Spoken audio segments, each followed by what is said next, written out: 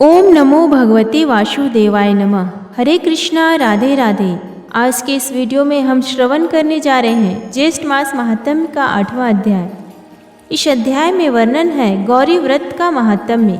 Video शुरू करने से पहले आप सभी भक्तगणों से एक करुण निवेदन है कि इस वीडियो को पूर्ण सुने और वीडियो पसंद आए तो लाइक करें, शेयर करें और कमेंट बॉक्स में जय श्री हरि विष्णु लिखना ना भूलें।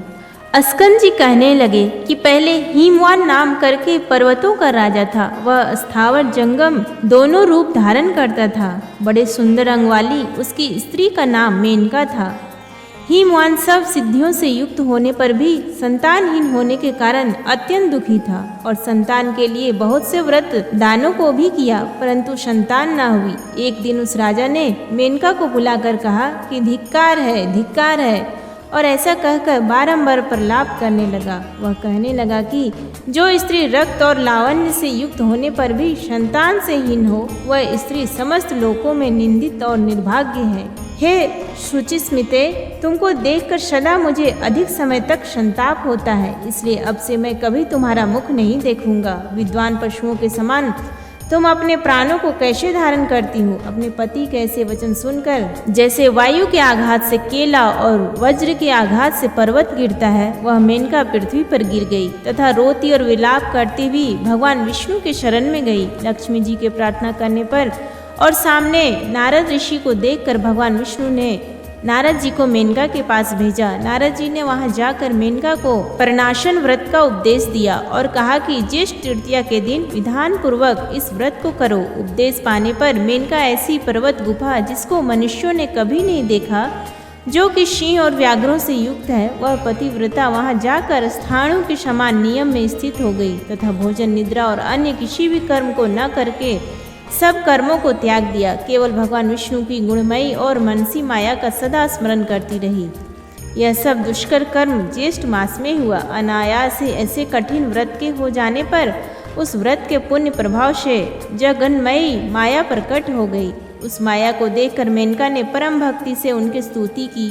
तब माया ने मेनका को वर मांगने के लिए कहा, तुम्हारे इस मासोपवास व्रत से मैं अति प्रसन्न हुई। तुम्हारी भक्ति से वशुभूत होकर मैं तुमको जो वस्तु नहीं देने के लायक होगी वह भी दूंगी। जगदम्बा के ऐसे वचन सुनकर मेनका अति प्रसन्नता से बोली कि हे देवी, यदि आप मुझ पर बहुत प्रसन्न है तो मेरे आंगन में आप प्रसन्न होकर रहें। जगदम्बा कहने लगी, मैं कन्या होकर रहूंगी। ऐसा कहकर फिर कहने लगी कि हे मेनका, तुम्हें एक पुत्र भी होगा।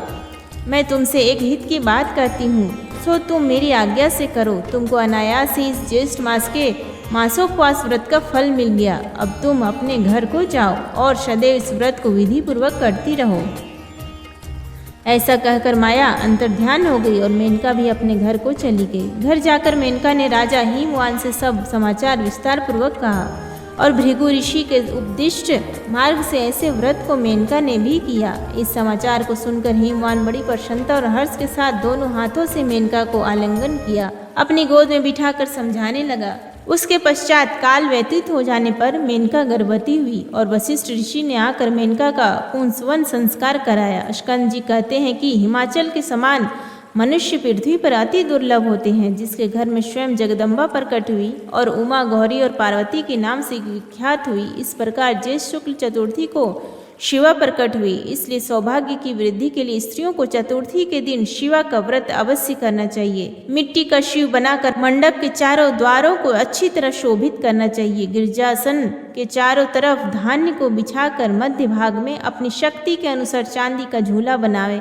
उमा की सोने की प्रतिमा बनाकर सुंदर झूले में स्थापित करे और श्रद्धा अनुसार भक्ति से विधिवत उनका पूजन करे तथा सुहागिन ब्राह्मणियों का पूजन करे और कन्याओं को भोजन करावे तथा अनेक सौभाग्य द्रव्य, माला और चंदन से पूजन करे। गाना और बाजा तथा कीर्तन आदि से सारा मास व्यतीत करे। नित्य हविष्यान का भोजन करे और यत्न पूर्वक नित्य कथा सुने। तत्पश्चात फल संपत्ति के लिए उद्यापन करे और गौरी भीर्मायम इस मंत्र से खीर का हवन करे। समस्त कार्य करते समय दूध देने वाली गौ का दान करे। यह स्त्रियों के लिए सौभाग्यदायक गौरी व्रत प्रसिद्ध है। जो स्त्री मोहवश चतुर्थी को भोजन करती है वह जन्म जन्मांतर में दुर्भागा होती है।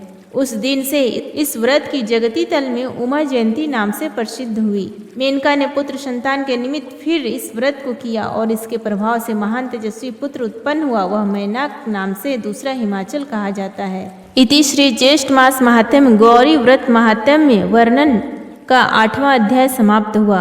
प्रेम से बोलिए विष्णु देवता की जय, लक्ष्मी माता की जय।